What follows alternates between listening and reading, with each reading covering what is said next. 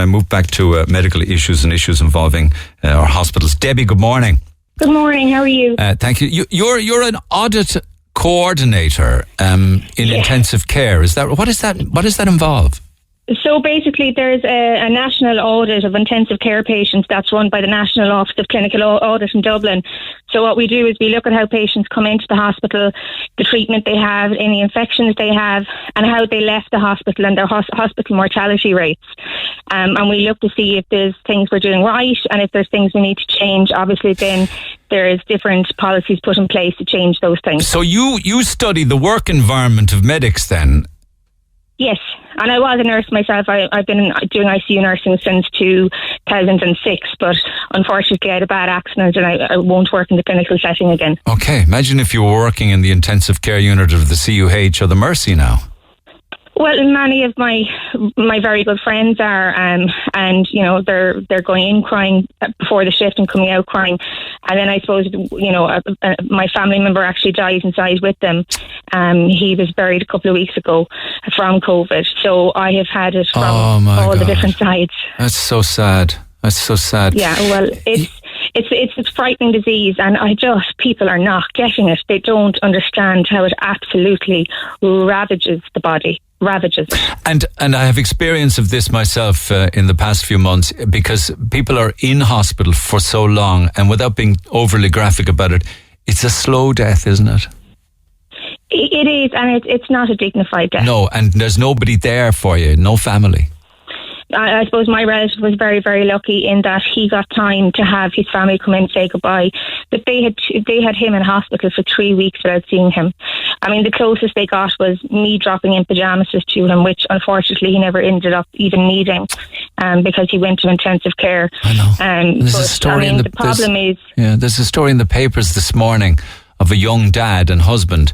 His wife dropped him off at the hospital, and he said to her in the car, "Do you think I'll ever come out of here?" And she said, of course you will. 2 days later, he was texting his family and friends goodbye, and he died. Yeah, well, I mean, this is the reality of it. And the thing is, this isn't, the fact that we're, nurses are all over the media, and even a colleague of mine, Teresa O'Brien, was on with you. The reason that people are on the radio is because it wasn't a problem just caused by COVID. This is a problem that has completely been exasperated by COVID. There was already people coming out crying at night time. And this time 2 years ago, we marched to Dublin, and it was the first time that we were seen really, really unified. We marched to Dublin. There was, I walked the picket outside CUH. There was a couple in their 80s who walked the picket one day with us. That was the unity that we had. People understood that this was not a case of us looking for money. This was a case of us looking for safe practice, safe for us and safe for our patients.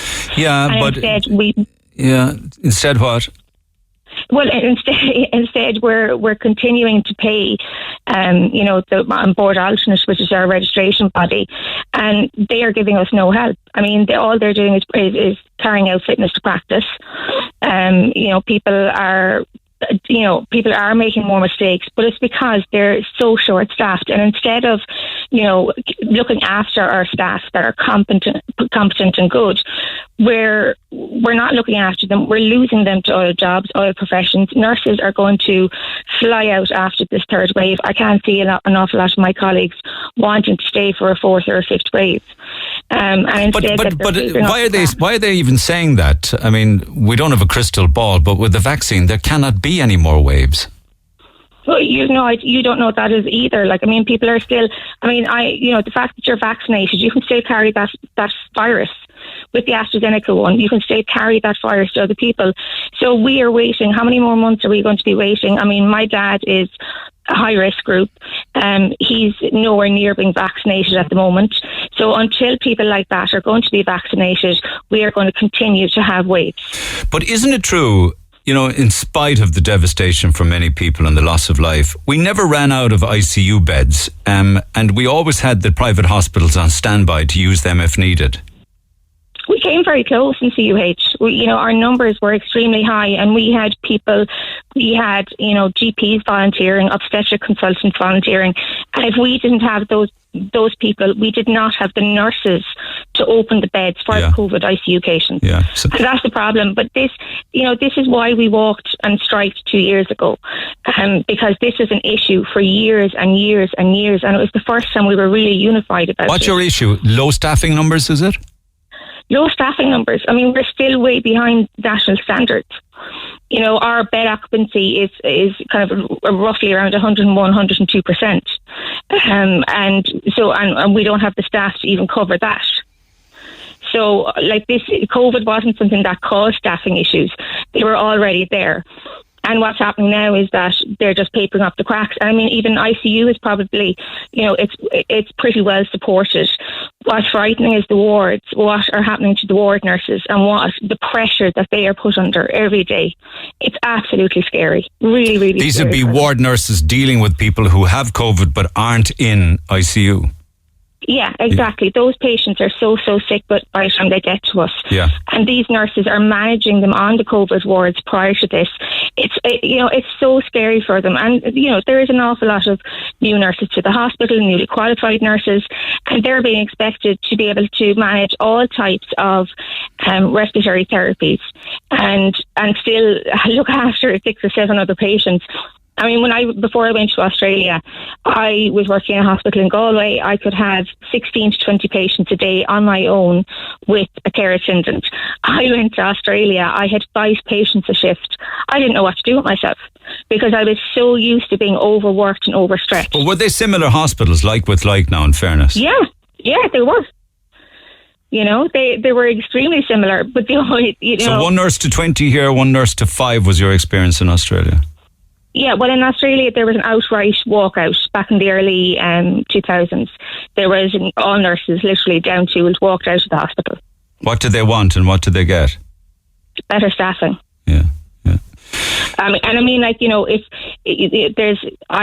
19 years qualified. If I was 19 years qualified in other public sectors, I would be in about 13,000 more a year. So the union now and Philny Hay was before government. Did I read something on Monday that nurses were looking for COVID compensation of some fashion? Was that money or time off, or what was that about? Not necessarily. I mean, for us, the €100 fee that comes straight after Christmas to pay for our registration, that's a huge, and as a single mother, it's a lot to be paying out after Christmas. So even, looking at if they could pay that for us, it's something. And compensation isn't even, I know in the north they're giving staff 500. They are. So why won't they give that down here? Like it's all about gestures, isn't it? Well, what's happening is the government are saying that the last pay deal that we accepted, in that it's written that we are not allowed to be given bonuses of any kind. So they're covering themselves. But they seem to keep doing that. They do it with the nurses. We also heard that anybody that goes back to work this year on a PUP payment has to pay all of the entire tax back at a time when they badly need the money. Nobody seems to be talking about the fact that it's the winter time and the elderly at home all of the time. So therefore their heating and their fuel bills have gone through the roof and there's no extra help there. They just don't seem to drill into the lives of people, But they don't really care, do they? You have the likes of Micheál Martin, who seems to be on a different level completely. If you look at how the government handled the first wave and how this government have handled the second and third waves, they're not living in our world at all. Like they're still getting pay rises. They're still getting, they're working from home, and yet they're getting all their extras. I'm working from home. If I was to look for any kind of tax relief for working from home, I would have to put in every single bill I had for the year, a letter from the hospital saying I was working from home, and I might get about €40 tax relief a year. Yeah, it's tiny. But if you talk about exhausted nurses, right, and dangerously low staffing numbers, does that mean that some of those that are at work exhausted are not fit to be at work? Well, it's put it like this. A lot of the time they don't have the choice. I mean, the COVID sick payment now is for 2 weeks. So if you get COVID at work, you get paid for 2 weeks. Most of us know that 2 weeks is not a long enough recovery period. And then you have people who have no choice but to work because they do have bills to pay. You know, so many different people have been laid off work or on the PUP payment. So they have no choice but to go into work. I don't have it. Like, I have to work. I can't rely on any type of social welfare payment. I have to work, and I don't get Sundays. I don't get nights. I don't have any of that. But you have people who are absolutely exhausted and they're not getting a break. They're having to, you know, go into those suits, it's so exhausting. I mean, being in one of those suits is absolutely atrocious. I mean, my family members found it hard and they were 15, 20 minutes in it. You can imagine being in one of those suits for 13 hours a day, and it just adds to the exhaustion. No, I could not imagine it, to be quite honest with you. It must be absolutely impossible. I find it even difficult wearing a bloody mask for long periods of time. Never mind what they have to wear, you guys have to wear. Yeah. You know, but one of my worries here is that there could be issues regarding treatment that would be missed, or, you know, issues involving misdiagnosis of people if everybody's exhausted. Do you have any thoughts on that? I mean, we'll be looking at cases of negligence then. But this is what we've been talking about well before COVID. This is what we striked for. This is, you know, we've been complaining about this for years, and COVID has just exasperated it now. But we have been talking for years that it is dangerous to nurse at times because we have our staffing levels are so low. I mean, you know yourself, people are going to make mistakes. If you're, you know, overstretched, you're absolutely exhausted, you are going to make your mistakes. You get confused. No fault of your own. Yes, you'll get forgetful and confused.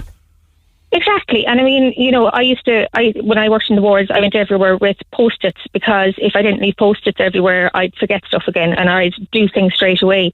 But we don't have that luxury anymore of being able to sit with patients and feed them. But we still hear beautiful stories of people where nurses, I mean, it was a gorgeous story yesterday morning on the air where a cake was brought in, a birthday card, a nurse went over to Wilton to get an aged parent who was very, very sick, recovered incidentally, to get him a new pair of slippers. Lovely stories like that, you know. And that's the heart of why Irish nurses are so loved, is because we do all those extra things. But I think what's killing us at the moment is, especially with the ICU colleagues, they're sitting there. They're the last person that's sitting there holding the person's hand as they die. And like, this isn't something that we've ever had to deal with. This is something we've always had the families there. And yeah, we might cry along with the families, but at least the families have been there. We're a nurse who has done everything we possibly can for this patient. And we're sitting there and we're the last person holding their hand, watching them die. And that's happening, is it, nurses holding the hand of a dying patient? Yeah, of course, because families won't be left in or can't be left in. You know, I mean, many of our patients who come in with COVID would have COVID, you know, relatives at home as well. So it's not as if they can come in. And this is what's killing the ICU nurses. It's not having the family with the patient and being the last person with them. And they talk to them on the phone, and that must be incredibly difficult for them, talking to a relative on the phone, trying to get an update of somebody's condition. Yeah. Yeah, I mean, they do everything they can, and there's, you know, they do video calls for people who are awake and can talk to their families. But you know yourself, that's not enough. The touch of a hand is what, and we can't even, you know, I remember when I was training in the Mercy, and we had one amazing tutor called Mrs. Deneen, and she always told us, if we were reassuring a patient, take your glove off, because there's nothing like that skin to skin contact, and we can't do that now.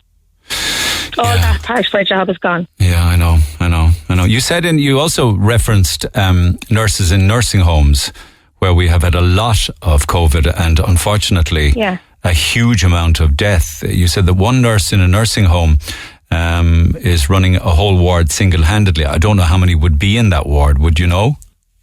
I wouldn't know, but I know there was a nursing home in Bantry where the owner's daughter and her boyfriend were medical students, and they had to go in with one nurse and act as care assistants for the nursing home because they were under that much pressure.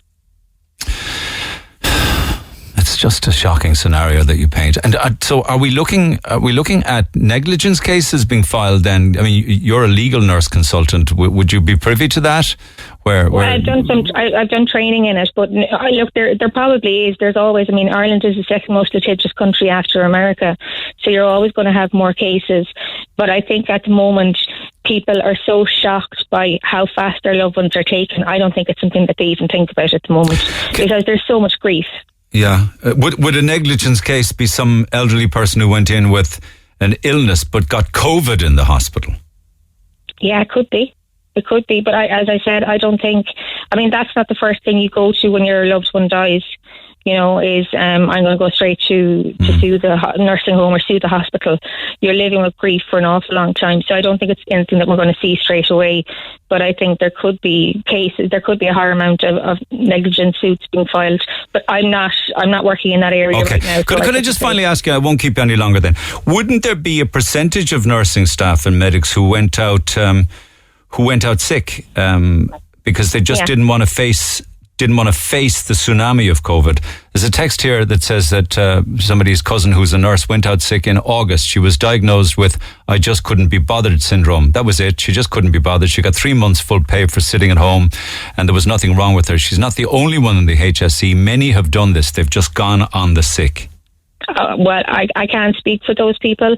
I would think anyone that I know has stayed and they have worked their hearts out. None of my friends have done anything like that, and to be honest, I haven't heard of anything like that around CUH, so I can't speak for those people. But for most people I know, even for me, it absolutely kills me. If I could have gone back in working, I would have, no bother, but I can't lift. I have very little use of one of my arms for an accident I had, so I could not go in there and do a shift. But if I could have, I would have been in there, and that was the feeling of most people I know, that they were doing everything they could to go in there and work and help out. Okay, well listen, thanks for the update. Do stay in touch, Debbie. I always appreciate calls from people on the front line. Have a good day. Okay. There's Debbie, who's also an audit coordinator and spent many years in intensive care here and Australia.